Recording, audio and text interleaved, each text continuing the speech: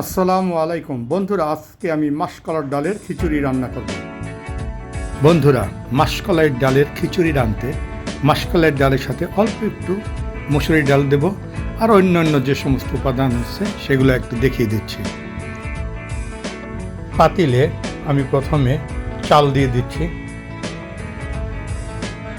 তারপর মাসকলার ডাল, মসুর ডাল এবং কাঁচামরিচ দিয়ে দিলাম।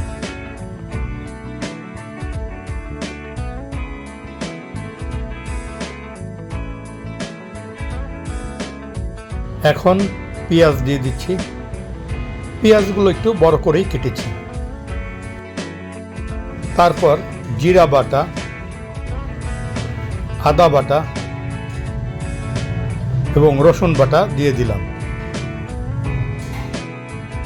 এরপর মরিচ গুঁড়া, ধনিয়া গুঁড়া, হলুদ গুঁড়া, পরিমাণ মতো লবণ দিয়ে দিলাম। এখন তেল দিয়ে দিচ্ছি। তেল দেওয়ার পর তেজপাতা, দারচিনি, এলাচি ও লং দিয়ে দিলাম।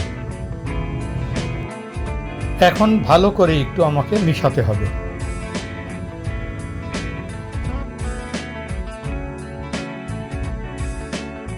তারপর পানি দিয়ে দিলাম।